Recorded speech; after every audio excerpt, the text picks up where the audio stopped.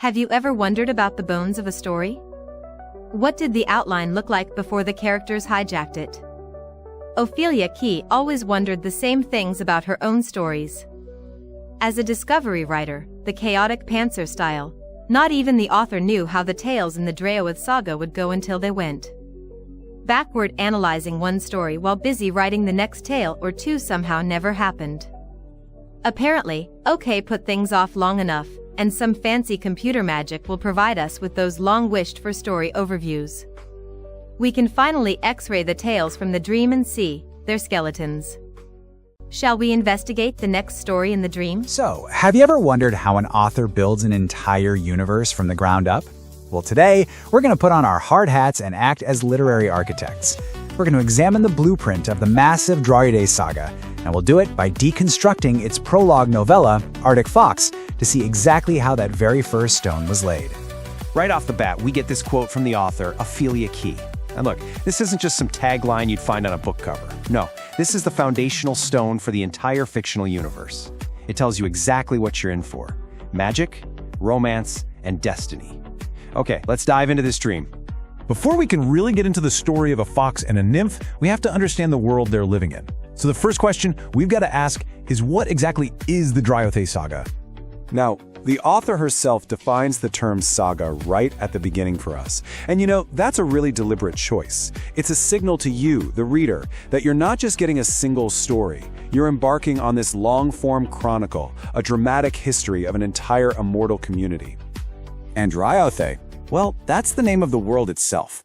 It's framed as a dream, this kind of magical reality where every myth and legend you've ever heard of is real. And the people in it, they're not just hanging out. They are locked in this constant, high-stakes battle to restore a magical balance, one fated couple at a time. So, here's the crucial point. The entire multi-book series is built around this one central mission. It's about building a kingdom to fight a great evil. So let's turn to our case study, Arctic Fox, and see how the author lays the very first stone for this massive structure. You know, every great saga needs a starting point, right? A once upon a time. And Arctic Fox is that opener. It uses this surprisingly fast-paced and really tight plot to establish the world's dangers, its stakes, and its unique rules about magic and love. And this just brilliantly shows you how much world building can get packed into a few key events. I mean, in just 5 steps, we're introduced to the idea of fated mates, a mortal threat from some brutish lord, the supernatural power to turn someone, and a major magical bad guy in the form of a vampire. It's a masterclass in efficiency, really. But a world, no matter how grand it is really just an empty stage without its people. So let's break down the 2 central characters who are, well, destined to become the anchors of this new immortal kingdom. Okay, now this is where things get really interesting. Look at how quickly their dynamic is set up through these traits. He's an alpha, a former king, who literally smells like ink on parchment. Think about that. It's like he smells of ancient knowledge, and she's his submissive, an orphan witch who smells like nature itself, snow in the pines. I mean, this isn't just character description, this is the fated mates trope in action, laid out as this perfect complementary pair. And their motivations? They're designed to be perfectly intertwined. His whole purpose in life shifts from this personal quest to simply protecting her. And her purpose becomes serving him, which is reinforced by an ancient, magically binding oath. This creates this incredible symbiotic relationship that becomes the magical and emotional core from which an entire kingdom is eventually going to grow.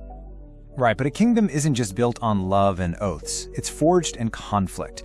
So let's take a look at how the villain in this prologue serves a purpose that goes way beyond this one story, setting the stage for a much bigger war. See the vampire, Damon Maruchio? He's not just some random bad guy. He represents a systemic threat. He's got this bloodlust, and he preys on other immortals to literally steal their magic. So by having Duncan defeat him, the story doesn't just wrap up a kidnapping plot. No, it establishes a deep, personal, and ancient grudge that is clearly going to have consequences for the entire saga. And here's the thing, we don't even have to guess. The author says it explicitly, right there in the text. This prologue is specifically designed to introduce the main bad guys for the next series of books.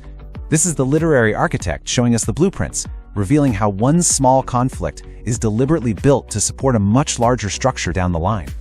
Well, it does it by embedding the world's core rules, its central character dynamics, and its overarching conflicts all into one compact, compelling story. Arctic Fox proves that the smallest, most personal beginning, a chance meeting at a loch, can be engineered to support the grandest of designs. I sincerely hope you enjoyed this view of a story skeleton, glimpsing the characters, setting, and plot structure along with the twists within the writing in this tale from the Draoithe Saga by Ophelia Kee. Don't forget to like and subscribe for more original stories and audio adventures. A special thank you to OK Music Writers for writing and for sharing the Enter the Dream soundtrack. It's more than a story, it's an experience. Welcome to the dream.